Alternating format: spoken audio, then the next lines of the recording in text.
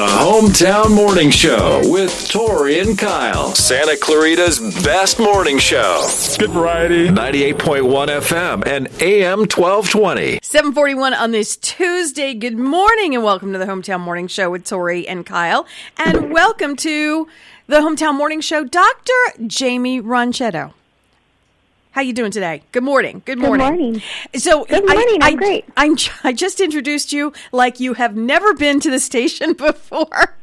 I had this big fanfare, and Dr. Jamie's with us twice a month on Tuesdays, telling us what we need to do with our pets and guide us if we have a new pet or whatever we need. And she's located on Cinema Drive at Cinema Vet.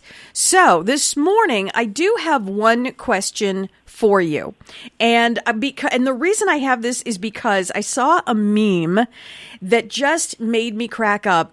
And it had a dog from years and years and years ago on the left side, and then a dog from modern day, from now. And on the left side, it said, I eat rocks and, everything in the forest, and I'm strong dog. And then on the right, it says, don't change my food too fast.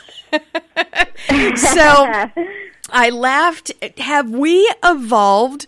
Is that kind of a true meme? Like, have we really evolved from, dogs, surviving in the wild to have we kind of catered to them so much where, we changed their food and they get all sensitive stomachs and everything. They fall apart. Is that what have we done that? And is there any truth to that meme?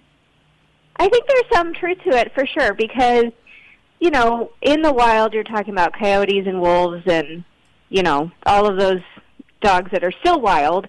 And they do have a particular diet, and they stick to that diet, and that diet is varied, but they stick to it. We have made our companion dogs so far removed from wolves and, wild dogs that, some dogs definitely have sensitivities, and if you change their food too fast, they can get diarrhea for a little bit before they get used to it. Other dogs are fine, so you just never quite know. Well, I just always recommend to clients to, you can change their food, but just do it over a few days. Like, mix the two for a little bit to switch it up, and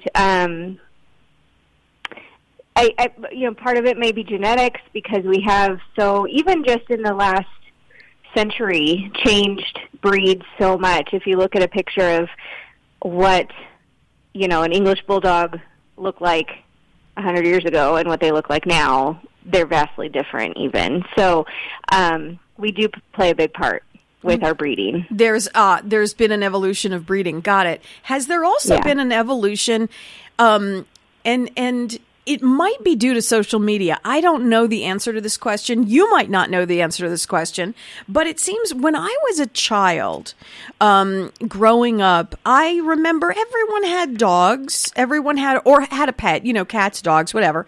And we certainly loved them, but it seems as though society loves them so much more now. Is it because of social media and we're just made aware of it? Or have you seen that we cater to our pets like they are people? I think that is exactly it. I think today's families definitely cater to their pets as if they were children, or if they were little people in our house. They have access to our beds and they have access to our couches, and our lives sometimes revolve around our pets, which isn't a bad thing. It's just different than what it was even just a few decades ago. And with that, they are understanding how important, good veterinary care is, and so that's why, things like dentals, you never, I hear it all the time. I never heard about dentals when I was growing up, and I always had dogs. Well, yeah, it probably wasn't as big of a thing, and your dog probably lived in the backyard more so than in the house, and so things have evolved. We've learned more. Pets are now compared to family members, and we are taking better care of them. Do you think it is better that we dote over them so much, or do you think it's a happy balance? Should we, love and care for them, and obviously take care of things like their teeth that we never knew about before, and certain things. I mean, the biggest problem when I was a kid, I remember, and you have to remember, I lived back in Jersey, and there were woods around me, right? The biggest thing everybody was worried about were the ticks. Check the dog for ticks. Check the dog for ticks. And that was the biggest, concern. Now we've got to make sure their teeth are good and they have no tartar, and because that's not good for the dog. And you know what I mean? Is it a happy balance, or do we need to just full on accept that if we have a pet, this is how we care for the pet in modern times? I mean, I think it's a happy balance. It also depends on just who you are as a person. I mean, there are still people that, they have working dogs, which are certainly different than just family companions. There's different uses for our pets, so that kind of comes into play as well. But, we still really recommend flea and tick prevention. That's still an issue. It's just, as veterinary medicine has evolved, we've learned more, and so we can recommend more things to our clients to keep their dogs living long, healthy lives. I think in general it's a balance. And let's just talk about ticks for one more second. When I was a kid, I need you to correct me if this was the wrong way. I remember my grandmother, whenever there was a tick involved, she said that you had to be really careful taking the tick off the dog because the body could separate from the head and the head could embed into the dog. Is that true? Was she right or wrong? So you can end up taking a tick off and not get the whole thing. And so because the head is the part that is in the body, if you don't get the whole tick and leave the head, which can happen, it can just form like a little abscess or a little infection as the body sort of works it out itself.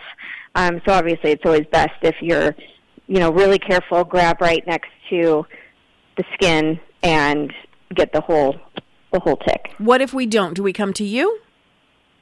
Yeah, you can always come to us and we can see if it's something that we can remedy, or if, like I said, the body will work it out eventually, but sometimes it will cause some swelling or maybe a little infection that we would need to treat. Gotcha. Dr. Jamie, look at me asking all the questions. Look at me today, huh? Dr. Jamie Ronchetto, owner of Cinema Vet on Cinema Drive, cinemavet.com. What's a great number to get to you? 661-253-9300. Any vaccines we need to do right now as we are entering the fall season? So actually we've been notified by Public Health, LA Public Health, that there have been some outbreaks of canine influenza as well as leptospirosis, and two are pretty nasty diseases that dogs can get. Leptospirosis actually is zoonotic, meaning that we can get it too. So yes, those are both diseases that we can vaccinate against. So I am recommending for all of our doggies to get vaccinated against canine flu and lepto. And again, your phone number, Dr. Jamie? 661-253-9300. You're only the best. You know that. Thank you. Love talking to you every other Tuesday, Dr. Jamie Ronchetto from Cinema Vet. Go to cinemavet.com. Thanks, Dr. Jamie.